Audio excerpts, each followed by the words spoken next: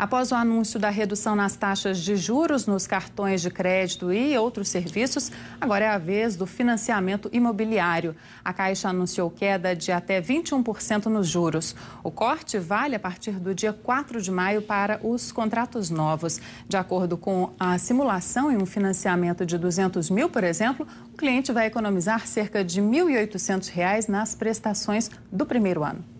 E para quem quer adquirir um imóvel, esta é uma boa oportunidade para fazer as contas. E no Direito Cidadão Planejando o Futuro, vamos falar sobre o sonho da casa própria. Daniel Tolentino, a cada ano o número de financiamentos vem crescendo, né? É isso mesmo, Renata. Boa noite para você, boa noite ao telespectador da Rede Minas. Renata, no ano passado, por exemplo, os financiamentos habitacionais somaram 200 bilhões e 500 milhões de reais, um aumento de 44% em relação ao período anterior. Mas para adquirir um imóvel é preciso, principalmente, planejamento.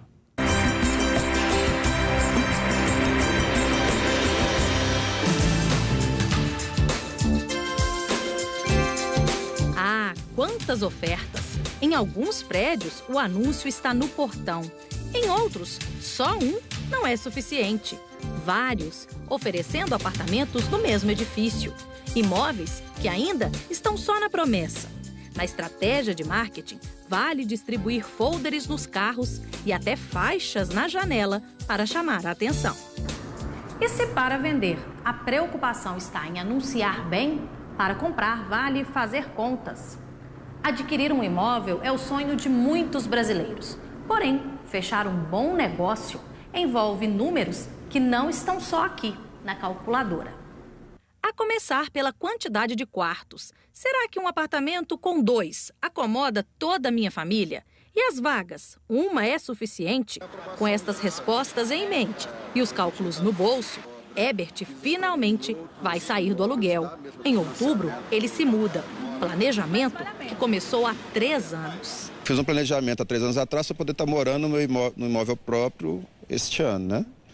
E devido ao planejamento não cumprido da consultora, eu parti para uma segunda opção, que é um imóvel que esteja em fase de final agora, né?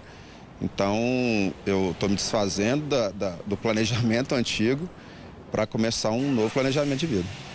O que levou Vinícius a, em 2009, comprar um apartamento na planta foi a facilidade de pagamento. Na época, ele usou o FGTS e o subsídio do programa Minha Casa Minha Vida. O 2 quartos é só o primeiro investimento imobiliário deste jovem de 25 anos. Não foi difícil adquirir. Eu acredito que difícil vai ser eu pagar e trocar. Esse é o tipo de dívida boa. Então eu sei que eu tenho aquela dívida, mas eu sei que é um investimento. Este professor de finanças ensina que a regra básica quando se decide comprar um imóvel é responder a 2 perguntas. O que eu quero? E depois, se o que eu quero, eu posso. Feito isso, vale juntar todas as economias e se organizar para o futuro. Em geral, os financiamentos são longos, duram em média 25 anos. Tem que verificar se a prestação cabe dentro do fluxo de gastos mensal dela, né? Lembrando que essa prestação, uma parte dela é o acúmulo de riqueza, que é a amortização do financiamento. É a formação de um patrimônio para o futuro. Então, às vezes, vale a pena abrir mão de alguns gastos correntes em nome dessa acumulação de patrimônio.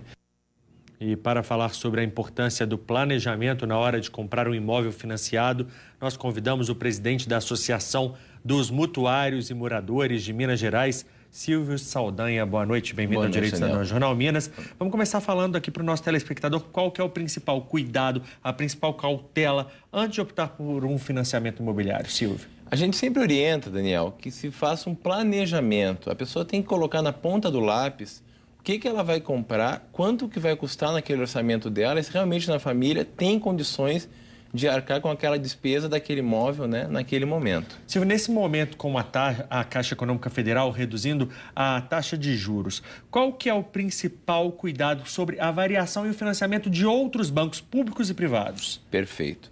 Hoje os financiamentos imobiliários, principalmente dos bancos públicos ou privados, eles são muito parecidos. O que se difere é a taxa de juros.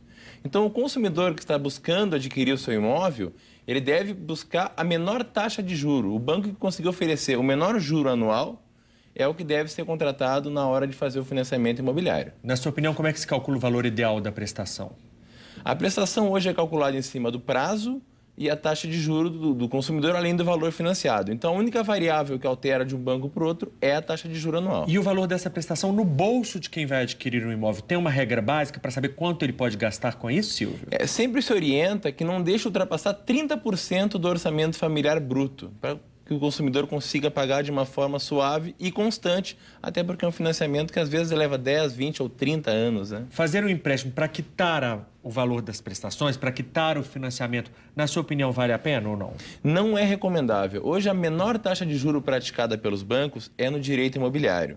Só para fazer uma comparação, o cartão de crédito é 8, 9, 10, 12% ao mês, o empréstimo pessoal fica na faixa de 5, 6% ao mês, e o imóvel hoje, o contrato imobiliário, ele tem uma taxa de 10% ao ano, ou seja, é muito mais vantajoso utilizar o juro do direito imobiliário, do imóvel, do que em outro tipo de empréstimo. Boa noite, Silvio. A gente vê hoje que muita gente faz financiamento para adquirir a casa própria e muitas construtoras acabam, de repente, não entregando esses imóveis quando eles são comprados na planta, né? Como é que fica o consumidor nesse sentido? Nesses casos, onde o consumidor fez o seu planejamento para adquirir o imóvel na planta e receber depois de um certo período, é importante que ele busque o seu direito. Se ele não conseguir compor com a construtora uma alternativa para que ela indenize, até porque normalmente a pessoa que se planeja para receber o imóvel daqui 1, 2 anos, ela paga um aluguel. No momento que atrasa, ela continua pagando o aluguel e a prestação do imóvel.